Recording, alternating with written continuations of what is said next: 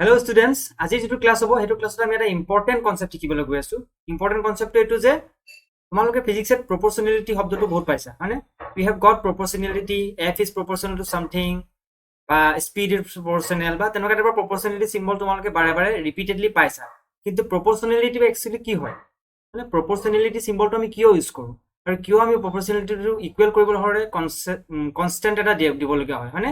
তো এইটো আমি চাম এতিয়া একেবাৰে বেসিককে আমি বুজিবলৈ চেষ্টা কৰিম কাৰণ এইটো তোমালোকৰ ফিজিক্সত এতিয়া নহয় লাগিয়ে থাকিব, ফিউচাৰটো লাগি থাকিব। যদি তোমালোকে ফিজিক্স পাৰ্সু কৰা বা যিকোনো বেলেগ এনেকুৱা ম্যাথমেটিক্যাল বস্তুবোৰ যদি পাৰ্সু কৰা তোমালোকে দেখিবা যে এই প্ৰপৰচনেলিটি সিম্বলটো বহুত ইম্পৰ্টেন্ট আৰু এইটো তোমাৰ নিউটনছ ল বা যিকোনো কুলম্বছ ল তাৰপিছত তোমাৰ ওহমছ ল এইবিলাক তোমাৰ যিমান ল আছে সবতে দেখিবা যে প্ৰপৰচনেলিটি সিম্বল আছে।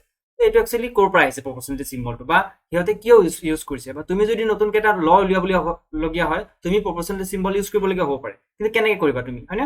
সেইকাৰণে আমি বেসিক যিটো ৰিয়েলিটি তাৰ যিটো গ্ৰাউণ্ড কনসেপ্ট সেইটো আমি জানিব লাগিব। Let us start. তোমালোকে ইয়াত দেখিছা যে স্ক্ৰীনখনত বেলেগ বেলেগ প্ৰপৰচনেলিটি সিম্বল আছে দেখিছানে। তো ইয়াত অলৰেডি তোমালোকে এনেকুৱা টাইপৰ সিম্বলবোৰ পাইছা। ক'ৰবাত তোমাৰ এফ প্ৰপৰচনেল টু এ এচিলেৰেশ্যন হ'ব পাৰে, ভি প্ৰপৰচনেল টু আই কাৰেণ্ট হয়নে। তাৰপিছত তোমাৰ force proportional to the Q1 and Q2 মানে মাল্টিপ্লিকেশন অফ দা চার্জেস যেটো আমি কুলম্বছত পাইছিলো। তাৰপিছত এইটো I মানে intensity is proportional two এম্পলিটিউড square এটো পাইছা তোমালোকে কৰবাত। তাৰ force is proportional two M1 M2 এটো আমাৰ গ্ৰেভিটেশনাল ফোৰ্সৰ কথা কৈছে। Similarly force is inversely proportional to 1 by r square. So inversely proportional মানে 1 বাই r স্কয়াৰ কৰিলে উল্টা যেটা কৈ দিম ৰেচিপ্ৰকেল কৰি দিম যে ইনভাৰ্সলি প্ৰপোৰ্শনাল হৈ যাব। Similarly electric field is proportional to charge. আকৌ এটো a v2 হল তোমাৰ potential is inversely proportional to the distance হয়নে। সো এইখিনি তোমালোকে পাইছা। আকৌ এনেকুৱা টাইপৰ পাবা তোমালোকে ক্লাস 12ত পাবা। যদি ক্লাস 12ৰ কোনবা আছে যদি পাইছা ইটস ওকে। তো তোমাৰ এটো flux is proportional two current যিমান বেছিকে ফ্লো হ'ব ফ্লাক্স সিমানে বেছি হ'ব, এসোসিয়েটেড ফ্লাক্সটো ইমানে বেছি হ'ব। আৰু এটো হল ইএমএফ, এটো ফাৰাডে লৰ পৰা আহিছে। EMF is proportional to D phi DT মানে rate of change of flux. ঠিক আছে। সো এনেকুৱা বুলাক যে আমি ইমান ৰিপিটেডলি ইউজ কৰি আছো যেটো প্ৰপোৰ্শনালিটি সিম্বল এটো কিয় ইউজ কৰি আছো মানে। তো এতিয়া হেতু বুজিবৰ কাৰণে এটা সিম্পল কনসেপ্ট চোৱা। তো ইয়াত চোৱা ইয়াত কি হৈছে এই মানুহজনে কম ফোর্স দিছে। ফোর্স যদি কম দিয়ে কম দূর যাব বা আমি কম যে কম এক্সেলারেটেড হয়েছে তাহলে ফোর্স কম এক্সেলারেট কম হ্যাঁ এক্সেলারেশন কম হয়েছে। ইয়াত ফোর্স বেশি দিছে এক্সেলারেশন বেশি হয়েছে। তো ইয়াত তোমার ফোর্সটো কম দিছে এক্সেলারেশনও কম হয়েছে, ফোর্সটো কম দিছে এক্সেলারেশনও কম হয়েছে।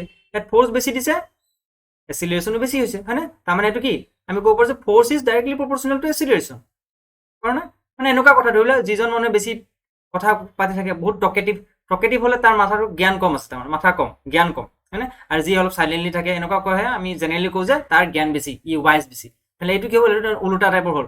যি বেছি কথা কয় তাৰ জ্ঞান কম আৰু যি কম কথা কয় তাৰ জ্ঞান বেছি। এইটো এনেকুৱা টাইপৰ হ'ল ইনভাৰ্সলি প্ৰপোৰ্শনাল মানে ইয়াত আমাৰ জ্ঞানটো ধৰিলে আমি ওয়াইজ বুলি ক'লো ওয়াইজ মানে ওয়াইজ। আৰু যি কথা কম কয় বা কথা বেছি কয় সেইটো আমি কি ক'ম যে কথা যি কম কয় হি ওয়াইজ। তেনলে ওয়াইজ ইজ প্রপোর্শনাল টু কথা কম কোৱা। কথা কম কোৱাটোক আমি 1 বাই টক ধৰিলো এইটো হ'ল হয়নে। তাৰ মানে যি ওয়াইজ বেছি তাৰ কথা কম ক'ব আৰু যি ওয়াইজ কম বা কম জ্ঞানী তাই ই কথা বেছি ক'ব হয়নে। সো এইটো আমাৰ ইনভাৰ্সলি প্ৰপোৰ্শনালিটি সিম্বল হৈ গ'ল। সো সিম্বলটো বুজি পাইছা তেনেকৈ আমি ইউজ কৰোঁ। সো এইটো আমাৰ ফিজিক্সৰ একেবাৰে বেসিক ফান্ডামেন্টাল এটা কনসেপ্ট ঠিক আছে। সো ইয়াত সেইটো বুজি পালা।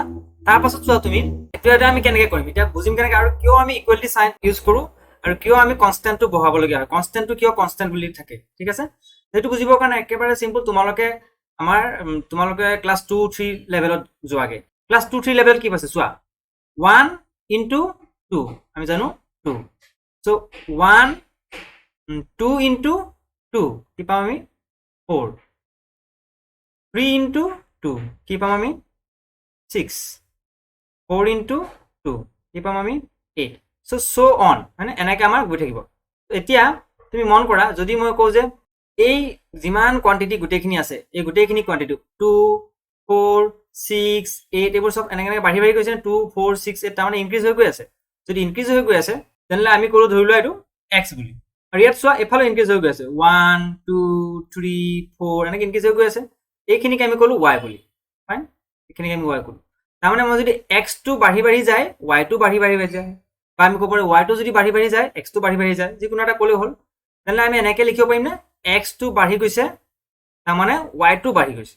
এনেকৈ মই বাঢ়ি যোৱা চিম্বল এনেকৈ দিছোঁ। তেনেহ'লে মই ক'ম যে x is directly proportional to y। কিয় কাৰণ x ইনক্ৰিজ হোৱা মানে y ইনক্ৰিজ হোৱা ফাইন। তেনেহ'লে এতিয়া ইকুৱেল কৰিবৰ কাৰণে কি কৰিম চোৱাচোন। ইয়াততো আমাৰ ইকুৱেল চাইন দিয়া আছে, ইয়াত কি আছে তো এইটোৱে ইণ্টাৰেষ্টিং বস্তু যে ইয়াত কি আছে ইয়াত 2 2 2 2 আছে নাই।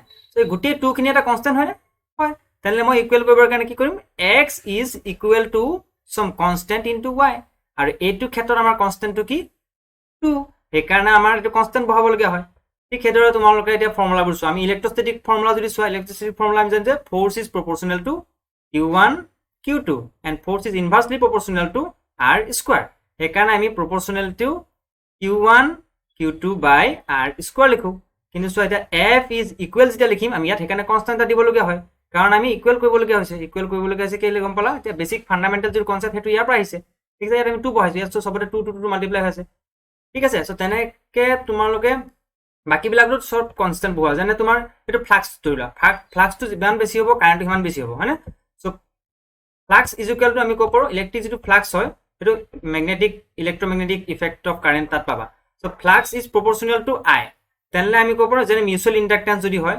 মানে বা ইন্ডাক্টেন্স সিম্পল ইন্ডাক্টেন্স যদি মই কও যে আমাৰ flux is equal to some constant into I লিখো আৰু সেই সাম কনস্ট্যান্টটো কি হয় Li তো এই L টোকে কোৱা হয় আমাৰ কোএফিচিয়েন্ট অফ ইন্ডাক্টেন্স হয় না তো এইখিনি বস্তু তোমালোকে পাইছা বা তোমালোকে এইবোৰ পাবা ঠিক আছে পালে তোমালোকে এতিয়া বুজিব যে কনসেপ্ট অফ প্ৰপৰ্শনালিটি কি মানে প্ৰপৰ্শনালিটি কিয় আমি ইউজ কৰো সো ৰিপিটেডলি বা ভিস্কোসিটিত পাবা যিকোনো টাৰ্মত দেখিবা প্ৰপৰ্শনালিটি পাবাই fine so hope you have understood the concept of proportionality so thank you for watching